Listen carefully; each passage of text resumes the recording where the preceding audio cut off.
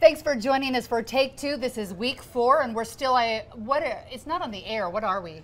A podcast exists somewhere, but thank you for being with us. We've got a lot of tough topics we want to get through today. Hate crimes. We want to talk about Sandy and their water crisis. Who's really responsible for this? Can we buy drugs from Canada? They're cheaper. We've got our drug expert here. You're always going to be our drug expert, Jim, since you do marijuana. One time in my life, I've done marijuana. I'm a drug expert. I know. We're going to put Greg on the line talking about the governor's tax cut, if it's really realistic. We want to talk about open records laws at BYU. So a lot to get through, but I think really the topic this week that most people are talking about, hate crimes legislation. And there's a lot going on in Utah right now that makes that important, and also nationally. We've got the Jussie Smollett case. He has just been found that he made up his entire case, that nobody really attacked him. There were no Make America Great Again hats or people trying to hurt him.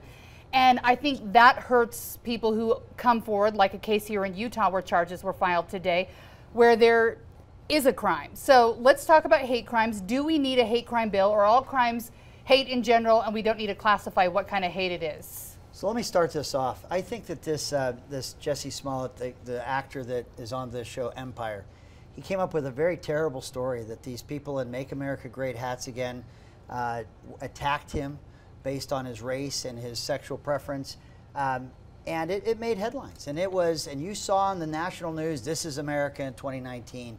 And it comes to, when the truth comes out, this was fabricated, this was made up. Why would an actor with national prominence make up such a horrific act, and why would he target supporters of President Donald Trump? I'll tell you why. Because I think we live in an era right now where the hatred towards this president, the opportunity to weaponize a serious topic, and one that I take seriously, of hate crimes, is happening. And this isn't its first case. I have here, I looked this up a little bit. We have case after case since 2016 where the police threat to burn down the student wearing this garb did not happen. You have gay man says Trump fueled election night hate attack left him bloody. This was proved to not be the case. I can go on and on here of these things that have happened. Even the young high school kids that were wearing the Make America Great hats again, that the Washington Post, which is now facing a $260 million lawsuit because of the way they reported it, you had adults that were screaming at these young men and these minors.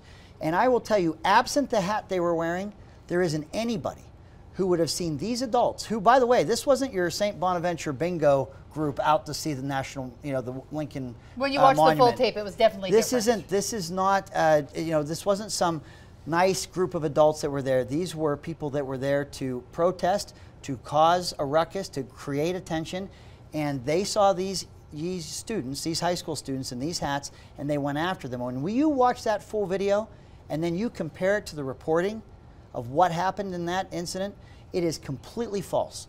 And what you have, and I think why this actor thought he could get away with something like this, is because, like in the Kavanaugh hearing, when somebody accused this nominee of terrible things, if you even questioned whether that person was telling the truth or not, you became the bad guy. And I think that in a climate, if we get to the point and we don't treat life like a two-way street and expect these constitutional protections of innocent until proven guilty, if we take these stories or allegations of attack, and when it's a hate crime or if it's against a gender or something, and we take that, and if you even questioned it, you're in trouble. We're going to get more of it, but it's, again, it to me serves to undermine the underlying and real tragedy of people that are targeted because of race, color, lifestyle, whatever that may be.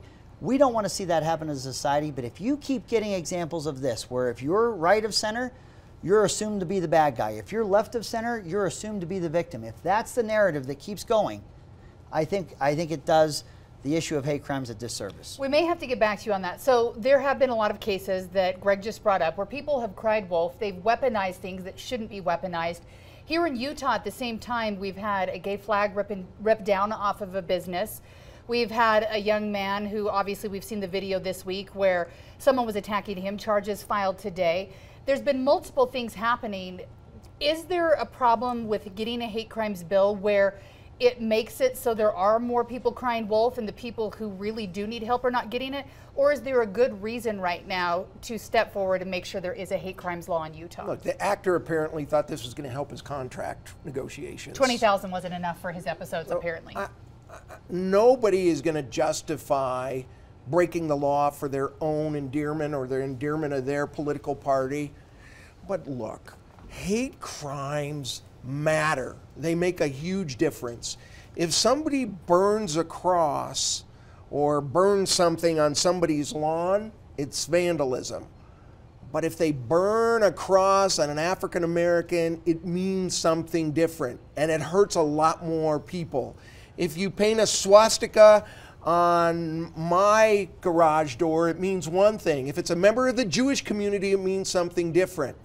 Let me tell you, go back to LDS history, to the Hans Mill massacre, and look what happened. That mob was guilty of murder and rape and arson and all of those things. But it was more than that. They weren't interested particularly in those victims. They were interested in sending a message that was broader than the people that were affected. They wanted to send a message to every single Mormon and terrorize them and get them out of Illinois. That's what we're talking about. Yes, there is the underlying crime, but when it is the intent of that person, when it's proven, and when it goes through the jury system, it is more than the underlying crime. Yeah. I just want to say one other final thing on this. Going back to Hans Mill, Sardis Smith was a 10-year-old who the mobster went and put a musket to his head and killed a young boy. And he said, and this came from one of the other victims that was pretending to be dead, he said, when somebody else said that was just a little boy, "Nits will make lice. And if that boy lived, he would have become a Mormon." That's what I'm saying. Hate crimes for people that don't suffer them and don't understand kind of and aren't in the middle of the community. When these hate crimes come, they ripple through and they have a terrible feeling, and they are more serious than the underlying crime, and we as a society ought to recognize that. Okay, so the Church of Jesus Christ of Latter-day Saints has a lot of pull at the legislature. This time they're saying that they won't stand in the way of this bill. They haven't said, let's go for it, let's not, but I'm assuming that that will give the okay to a lot of legislators whom that is their faith to maybe go for this bill. Is it going to pass? It passed through the Senate committee unanimously. I think if Senator Milner gets on board, I can't understand where she's coming from, but she's always been for it, and a former president of Weber State. She's supposedly heading the opposition, but I think it's got a real good shot.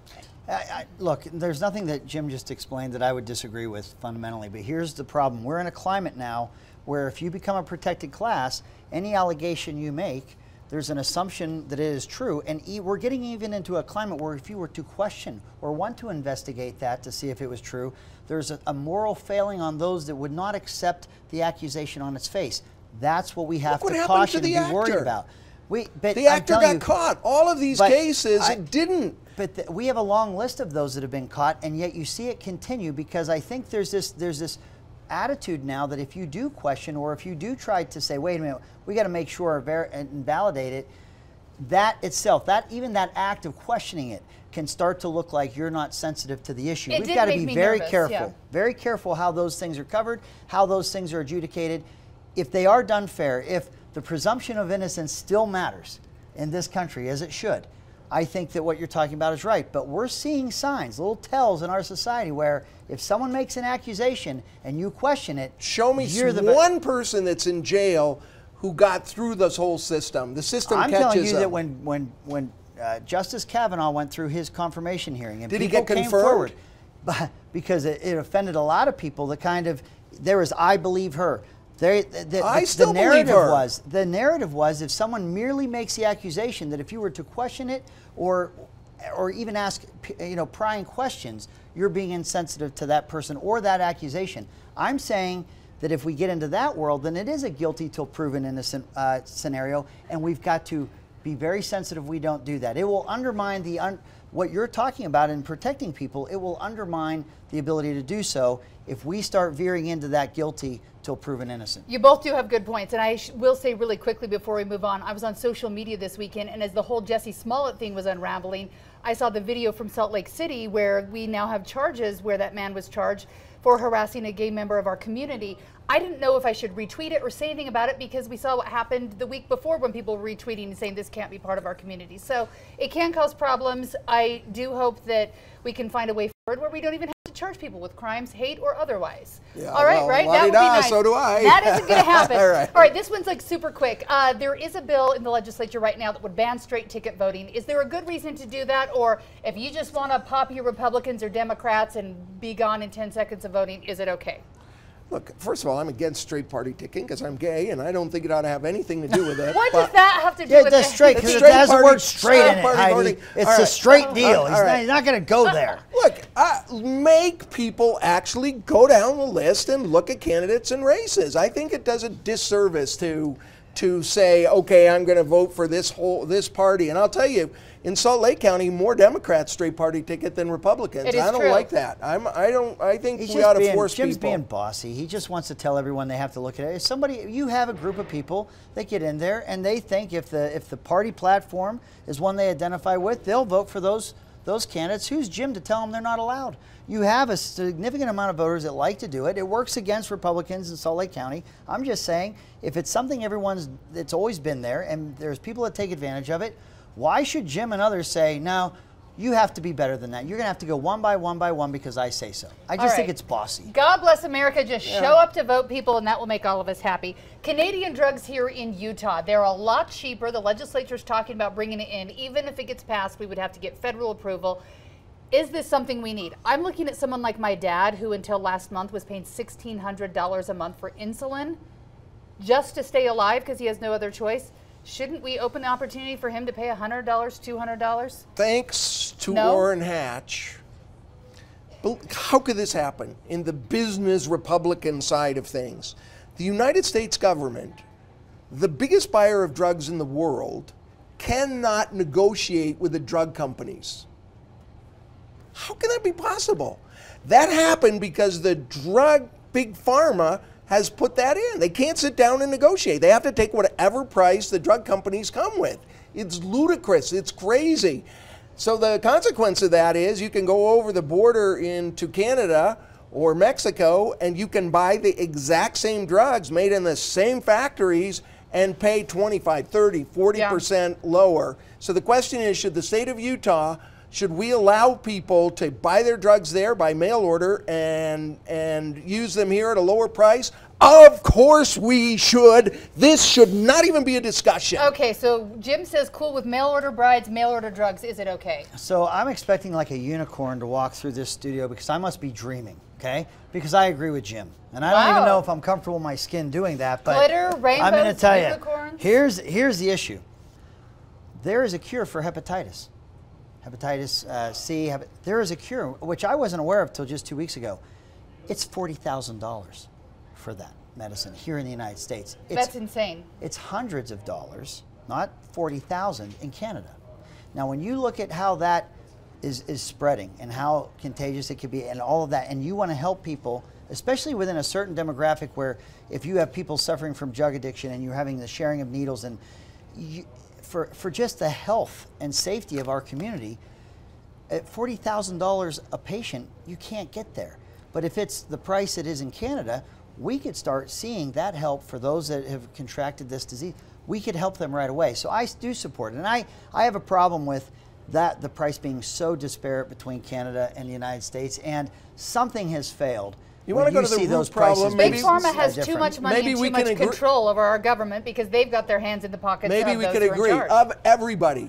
You look at the Democratic senators and House members and you look at the Republicans, big pharma, big pharma, big pharma. If there's one thing they all agree on, it's, oh yeah, we got to protect big pharma. Give me a break. Yeah. Somebody ought to be speaking out for normal Utahns and not filling their pockets with all the money. Healthcare is expensive enough. Having access to medication has to be reasonable, or any way we see that it could be reasonable, I think we have an obligation to pursue it. Yeah. All right, we got it. All right, high five. Big Pharma That's it. Check it. We're done. We checked that box. No more. No more. A long time ago. All right, let's go on to our next topic. This one's a serious one in Utah. BYU is a private university, therefore has a private police force. They've had some rape cases and accusations from recently in the last couple of years, even dating back 20, 30 years, from an MTC president and a young woman who claimed to be raped by him, where all of that information's been protected. The Salt Lake Tribune, KUTV, there have been lawsuits filed. It's now at the Utah Supreme Court, where we're trying to be able to get that information from actual police cases to bring them to light where they probably, in my mind, should be. The legislature is trying to help that along, maybe go above and beyond where the court was and maybe make a ruling first. Should the legislature say, let's change the definition of what a police force is, and all of you, including private universities like BYU, have to open their files? Do you think that should happen? I think you can't have it both ways. I mean, if you go to Las Vegas, you have a very, it almost feels like a police department. They'll have a security presence at a hotel, in a casino, but they're not post-certified law enforcement officers. You'd have to call in the Las Vegas PD. If BYU wants to maintain its private status and its law enforcement or its security to be not subject to the grandma laws and things that public institutions are, then they need to be private. But it's a quasi scenario as I understand it, and I don't think you can have it both ways. I think they have, as a private institution, a way that they want to protect students and their property any way they'd like. But if they're using post-certified law enforcement officers, or that's what BYU's police is seen as, then it should have to comply with the public laws pertaining to those. So if they're not agencies. calling in outside help, they're being the police force themselves.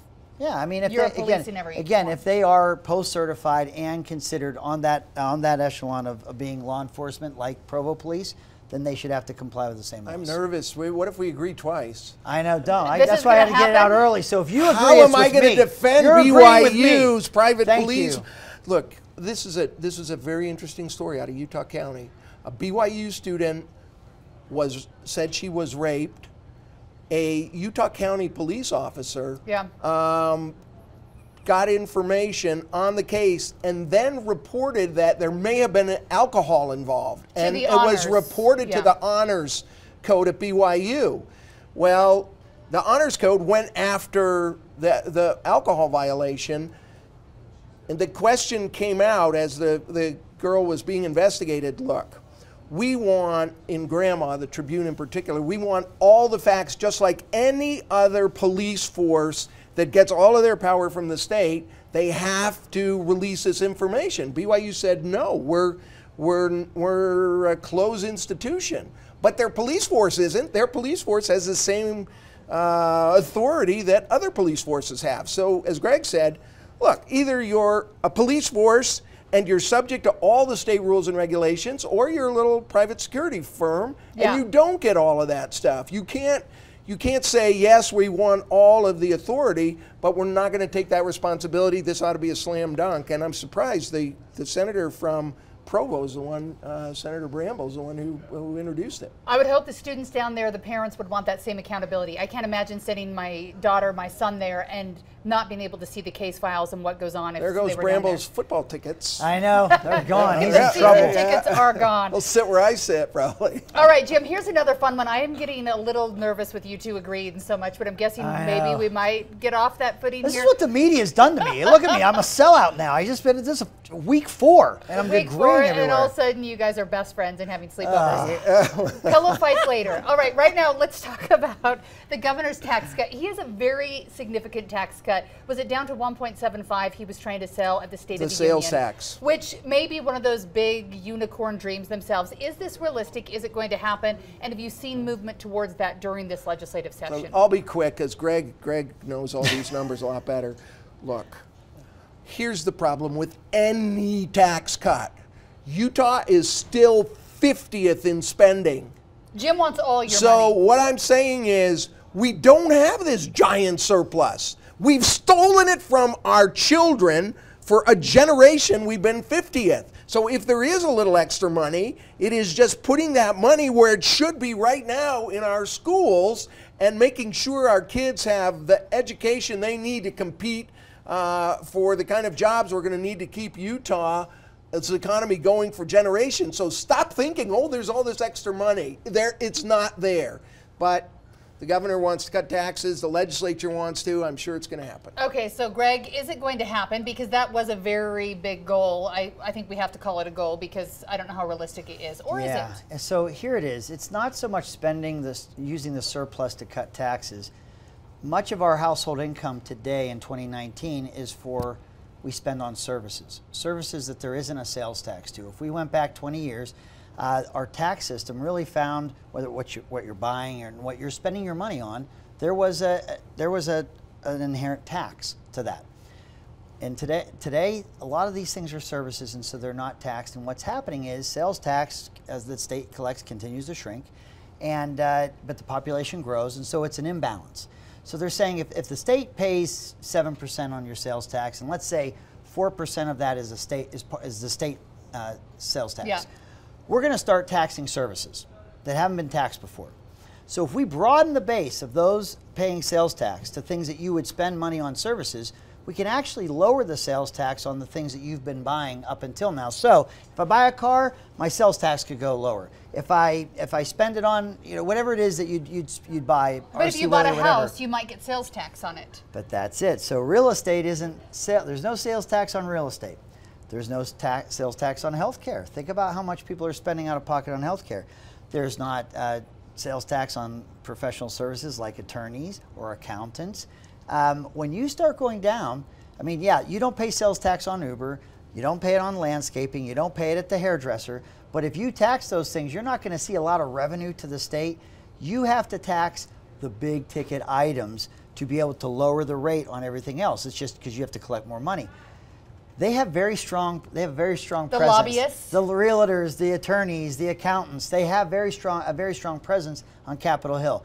If they are successful in exempting themselves out of that bill, you will collect very little to be able to offset that sales tax, which means you won't be cutting anyone's taxes.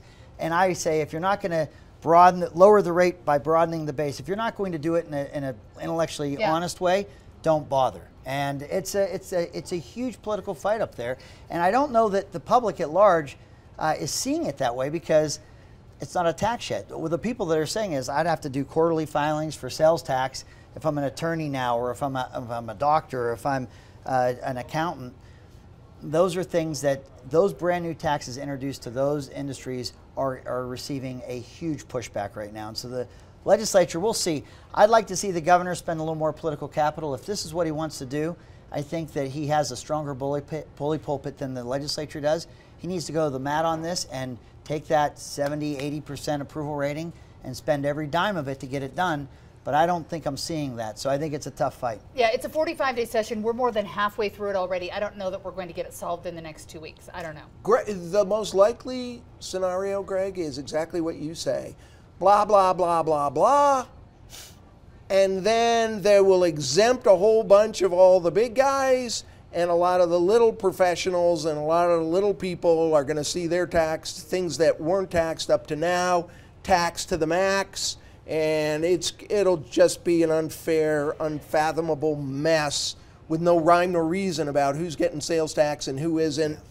Just take the money and invest it in our young people. That's what we ought to be doing. Would you rather have a few bucks back in sales tax, or would you rather actually make the commitment so we're not just dead last in perpetuity?